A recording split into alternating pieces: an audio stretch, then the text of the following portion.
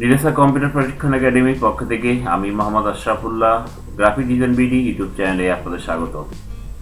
প্রিয় শিক্ষার্থী বন্ধুরা, আজকে আমরা শিখব কিভাবে ক্যারেক্টার দিয়ে লোগো তৈরি করা যায়, অর্থাৎ ক্যারেক্টার লোগো কিভাবে তৈরি করতে হয় সেই জিনিসটা আমরা আজকে শিখব।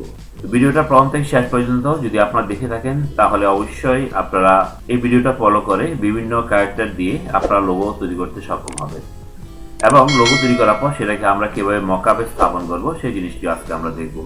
তো চলুন শুরু করা যাক। আমরা প্রথমত ফটোশপ ওপেন করে নিচ্ছি,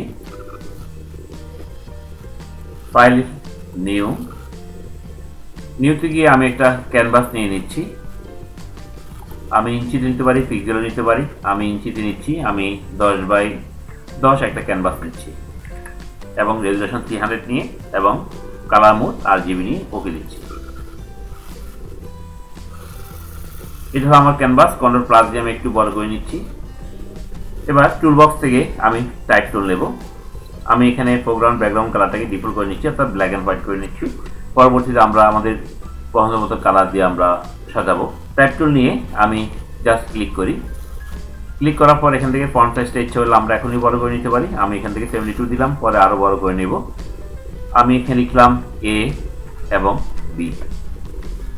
এই ফন্টটা হচ্ছে আপনারা ফন্টটার উপর ডাবল ক্লিক করে আপনারা ফন্টটা দেখতে পারবেন। এই ফন্টটা আমি নিলাম, ইথনোকেন্ট্রিক ফন্টটা আমি নিলাম। এবার আমি লেখাটা সিলেক্ট থাকা অবস্থায় Ctrl+Shift চেপে লেখাটাকে একটু বড় করে নিচ্ছি। অথবা আমরা অন্যভাবে করতে পারি। আমরা জাস্ট মুভ টুল সিলেক্ট করি, Ctrl+T দিয়ে Alt+Shift ধরে টেনেও আমরা বড় করতে পারি। বড় করে নিলাম আমি, এরপর এন্টার প্রেস করি। এখন ফন্ট দুটাকে আমরা আলাদা করব। টুলবক্স থেকে রেক্টেঙ্গেল টুল সিলেক্ট করি। সিলেক্ট করার পরে এটাকে আমি সিলেক্ট করলাম। সিলেক্ট করার পর আমি এখান থেকে Ctrl+C Ctrl+V প্রেস করলাম। আবার আমি বিটাকে সিলেক্ট করি। বিটাকে সিলেক্ট করে আবার আমি এই বিটাকে সিলেক্ট রেখে লেয়ার থেকে এই বিটাকে সিলেক্ট করে আবার Ctrl+C Ctrl+V প্রেস করলাম। এখন আবার মূল AB যে লেয়ারটা আছে সেই লেয়ারটাকে আমি ডিলিট করে দিচ্ছি। আমার দুটো লেয়ার আলাদা হয়ে গেল, B এবং A। এখন আমি বিটাকে টেনে জাস্ট এখানে বসে দিচ্ছি। লেয়ার দুটো সমান আছে কিনা আমি কর্নার চেপে লেয়ার দুটোকে সিলেক্ট করে এখান থেকে অ্যালাইনমেন্টটাকে আমি সিলেক্ট করি, অ্যালাইন বটম ক্লিক করি, দুটোকে সমান আছে কিনা দেখে নিলাম বা সমান করে দিলাম। এখন আমরা টুলবক্স থেকে আমি একটু বড় করে নিচ্ছি কাজের সুবিধার্থে। Ctrl+S চেপে জাস্ট ক্লিক করলে বড় হবে। আমি টুলবক্স থেকে রেক্টেঙ্গেল টুলটাকে সিলেক্ট করি। সিলেক্ট করার পরে আমি এখান থেকে ধরে এই পর্যন্ত একটা বক্স ড্র করি। বক্স ড্র করার পরে আমরা এখন লেয়ার প্যালেটে যাই। আমি লেয়ার দুটির নাম লিখে নিচ্ছি, তাহলে আমার জন্য সুবিধা হবে। যেমন এটা হচ্ছে আমার A এবং এটা হচ্ছে আমার B। এখন আমি B লেয়ার এবং যে রেক্টেঙ্গেলটা আমি ড্র করেছি এই দুইটা লেয়ারটাকে আমি সিলেক্ট করে Ctrl+E চেপে আমি মার্জ করে নিই। এখন Ctrl চেপে ধরে এই লেয়ারটাতে আমি ক্লিক করে সিলেক্ট করে নিচ্ছি। সিলেক্ট করার পরে আমি যাব এখান থেকে সিলেক্ট, মডিফাই, এক্সপান্ড। এখান থেকে আমি এটাকে 25 দিলাম, দিয়ে জাস্ট ওকে দিচ্ছি।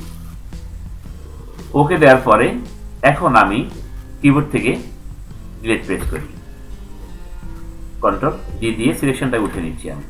আমি একটু বড় করে টুলবক্স থেকে রেক্টেঙ্গেল মাইক্রো টুল সিলেক্ট করে একটু বড় করে নিই, তাহলে আমার সিলেকশন করতে সুবিধা হবে। এবার কিবোর্ড থেকে আমি ডিলিট প্রেস করি, Ctrl+D দিয়ে সিলেকশনটা উঠাই দিই। আবার নিচে আসি, নিচে এসে টুলবক্স থেকে প্যান টুলটাকে আমি সিলেক্ট করলাম। সিলেক্ট করে জাস্ট আমি এখানে একটা ক্লিক করি এবং এদিকে একটা ক্লিক করি, একটু সমান করে নিচ্ছি আমি। এরপরে এদিকে জাস্ট ক্লিক করে Ctrl+Enter প্রেস করে আমি সিলেক্ট করে আমি আবার ডিলিট দিয়ে এই অংশটুকু ডিলিট করে দিলাম। Ctrl+D দিয়ে আবার সিলেকশনটা উঠাই দিলাম। একইভাবে প্যান টুল দিয়ে এখান থেকে একটু সিলেক্ট করে এখানে শেষ করে আবার Ctrl+Enter প্রেস করি এবং কিবোর্ড থেকে ডিলিট প্রেস করি। Ctrl+D দিয়ে সিলেকশনটা উঠাই দিই, ছোট করে নিলাম আমি। এখন আমরা যে কাজটা করব, আবার টুলবক্স থেকে রেক্টেঙ্গুলার টুলটাকে সিলেক্ট করে এখান থেকে ধরে এ পর্যন্ত একটা বক্স ড্র করব। B লেটার এবং রেক্টেঙ্গুলার এই দুটো লেয়ার সিলেক্ট করে কিবোর্ড থেকে Ctrl+E প্রেস করে আমি মার্জ করে দিলাম। এখন টুলবক্স থেকে প্যান টুল সিলেক্ট করব। আবার প্যান টুল সিলেক্ট করে এখান থেকে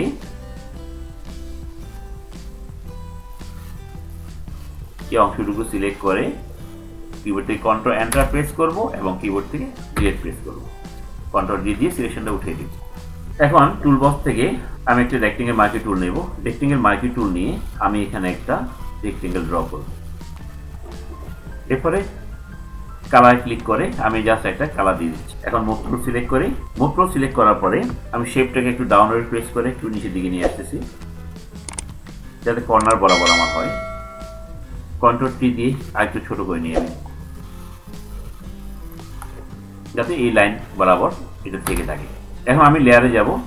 লেয়ারে যাওয়ার পরে কন্ট্রোল চেপে ধরে আমি যে রেক্টেঙ্গেলটা ড্র করেছি সেই লেয়ারটাতে আমি ক্লিক করি। ক্লিক করার পর সিলেক্ট হলো। সিলেক্ট হওয়ার পরে এখন লেয়ার প্যাড থেকে এই লেয়ারটাকে সিলেক্ট করে আমি কিবোর্ড থেকে ডিলিট প্রেস করব। আবার মুভ টুল দিয়ে রেক্টেঙ্গেল লেয়ারটাকে সিলেক্ট রেখে আমি জাস্ট ড্র্যাগ করে নিচে এনে আমি বসাবো। এখন একইভাবে এই লেয়ারটাকে আমি সিলেক্ট করব। সিলেক্ট করে কিবোর্ড থেকে ডিলিট প্রেস করব। দেন কিবোর্ড থেকে কন্ট্রোল ডি প্রেস করব এবং আমার যে রেক্টেঙ্গেল লেয়ার আছে সেই লেয়ারটাকে টেনে ধরে আমি ডিলিট করে দেব। হয়ে গেল আমাদের। এখন আমরা এই লেটার দুটাকে আমরা কালার রূপান্তর করতে পারি। তো কালার দেওয়ার জন্য আমরা যে কাজটা করব সেটা হচ্ছে আমাদের এই লেয়ারটাকে আমি সিলেক্ট করে আমি লেয়ার স্টাইল বাটনে ক্লিক করলাম এবং কালার ওভারলে ক্লিক করলাম। কালার ওভারলে ক্লিক করার পরে রেড কালার ছিল, আমি রেড কালারই দিলাম। এরপর আমি ওকে দিচ্ছি। একইভাবে বিটাকে আমি সিলেক্ট করি। বিটাকে সিলেক্ট করে আবার লেয়ার স্টাইলে যাই। লেয়ার স্টাইলে গিয়ে কালার ওভারলে ক্লিক করে এখান থেকে আমরা আমাদের পছন্দ মতো একটা কালার দিতে পারি। যেমন আমি এখান থেকে গ্রিন একটা কালার দিলাম, দেন ওকে দিলাম। এখন আমরা আবার ওকে দিই। এখানে রেক্টেঙ্গেল টুল লেখা আছে, এটা আমাদের ফন্ট বিটা ছিল আমাদের। যেমন আমরা ক্লিক করলে এবং এই লেয়ার দুটাকে কন্ট্রোল চেপে ধরে লেয়ার দুটাকে সিলেক্ট করে কিবোর্ড থেকে কন্ট্রোল ই প্রেস করে মার্জ করে দিলাম। এখন ইচ্ছে করলে আমরা এখানের মধ্যে শ্যাডো দিতে পারি। তো শ্যাডো দেওয়ার জন্য আমরা এখান থেকে লেয়ার স্টাইলে যাই। লেয়ার স্টাইলে গিয়ে আমরা এখানে ড্রপ শ্যাডো বা আমরা এখান থেকে বেবল এমবসটা ইউজ করি। বেবল এমবসে ক্লিক করলাম। বেবল এমবসে ক্লিক করার পরে এখান থেকে আমরা বিভিন্ন স্টাইল দিতে পারি। যেমন এখান থেকে আমরা যদি এখানে ডিপটাকে বাড়াই কমাই আমরা দেখতে পারি, সাইজটাকে বাড়াই কমে আমরা দেখতে পারি। যেমন এইভাবে আমি দিলাম, অপাসিটিটাকে এখানে 100 করে দিলাম। ডিপটাকে আমরা একটু বাড়িয়ে দিচ্ছি। এগুলো আপনারা দিয়ে দেখবেন ইনার এমবস কোনটা কেমন দেখায়, এগুলো আপনারা এখান থেকে ক্লিক করে ফ্লো এমবস, এরপর হচ্ছে স্ট্রোক এমবস, এগুলো আপনারা দিয়ে দেখবেন। আমি এখান থেকে আউটার বেবলটা আমরা দিয়ে দেখি। আমরা আউটার বেবলের চেয়ে আমাদের ইনার বেবলটা আমাদের ভালো লাগবে, ইনার বেবল। এরপর যদি আপনার ড্রপ শ্যাডোটা যদি আপনারা চেঞ্জ করতে চান, আপনাদের যে কালারটা আছে এখানে যে কালার যদি চেঞ্জ করতে চান তাহলে এখানে কালারে ক্লিক করে আপনাদের পছন্দ মতো কালার আপনারা এখানে দিতে পারেন। আমরা এটা রাখলাম, রেখে জাস্ট আমরা ওকে দিলাম। আবার ওকে ক্লিক করি।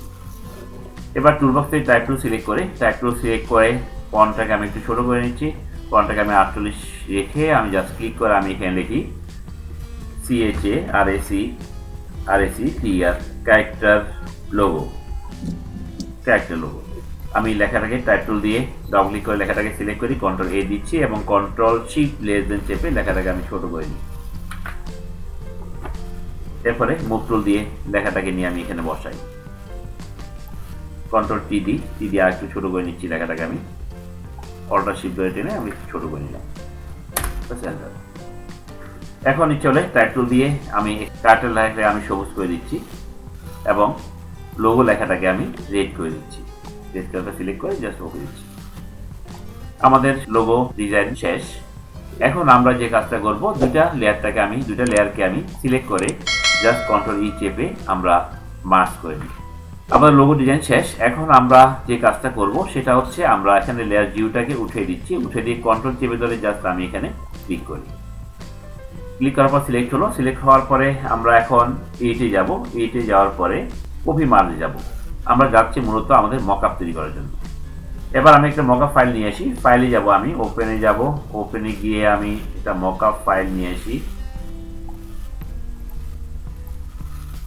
জাস্ট একটা ব্যাকগ্রাউন্ড আমি এখান থেকে নিলাম। নেওয়ার পরে এখন এই ব্যাকগ্রাউন্ডটাকে আমি ক্লিক করে আনলক করে নিচ্ছি এবং ব্যাকগ্রাউন্ডের উপর রাইট বাটন ক্লিক করে আমি convert to smart object click করে নিচ্ছি। ক্লিক করার পরে এখন এই জায়গাতে আমি জাস্ট ডবল ক্লিক করব। ডবল ক্লিক করে জাস্ট ওকে দিচ্ছি। ওকে দেওয়ার পরে আমি কন্ট্রোল ভি দিয়ে আমার লোগোটাকে পেস্ট করব। এখন কন্ট্রোল টি দিয়ে লোগোটাকে আমি ছোট করে নিচ্ছি, অল্টার শিফট ধরে টেনে লোগোটাকে আমি ছোট করলাম।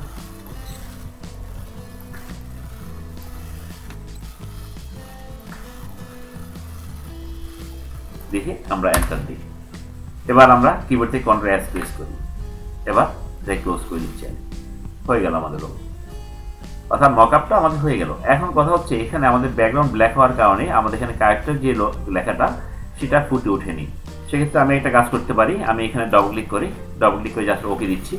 ওকে দেওয়ার পরে আমার যে মকআপের যে ব্যাকগ্রাউন্ডটা সেটাকে আমি সিলেক্ট করি। সিলেক্ট করার পর আমি ইমেজে যাই, ইমেজ গিয়ে অ্যাডজাস্টমেন্টে যাই, অ্যাডজাস্টমেন্টে গিয়ে হিউ অ্যান্ড স্যাচুরেশনে যাই। হিউ অ্যান্ড স্যাচুরেশনে যাওয়ার পরে কোয়ারাইজটাকে মার্ক করি। আমি মার্ক করার পর এবার আমি ব্যাকগ্রাউন্ডটাকে একটু চেঞ্জ করে দেখি, আমরা ফুল ব্ল্যাক করে দিই, জাস্ট ওকে দিচ্ছি। এবার কিবোর্ড থেকে কন্ট্রোল এস দিয়ে আমরা ক্লোজ করে দিই। তাহলে আমাদের ব্যাকগ্রাউন্ডটার উপর ডিপেন্ড করে আমাদের লেখাগুলো লিখতে হবে। আমরা মকআপ যখন করব তখন আমাদের দেখতে হবে আমার ব্যাকগ্রাউন্ডটা কোন কালারে রয়েছে, সেটার উপর ডিপেন্ড করে আমার ট্যাগগুলো করতে হবে। তো এই ক্ষেত্রে আমাদের ব্ল্যাক হলে ভালো দেখা যায় মোটামুটি, তবে এই ক্যারেক্টার লেখাটা যদি হোয়াইট হতো আরও বেশি ভালো দেখা যেত। তো বন্ধুরা, এইভাবে আপনারা চেষ্টা করবেন বিভিন্ন কালার চেঞ্জ করে বিভিন্ন ধরনের স্টাইল দিয়ে আপনারা লোগো তৈরি করতে চেষ্টা করবেন। আজকে ভিডিও এই পর্যন্ত। নতুন নতুন ভিডিও পেতে আমাদের চ্যানেলটি সাবস্ক্রাইব করবেন এবং লাইক কমেন্ট শেয়ার করবেন। আমাদের আগামী ভিডিও দেখার আমন্ত্রণ জানিয়ে আজকের মতো এখানে শেষ করছি। আল্লাহ হাফেজ, আসসালামু আলাইকুম।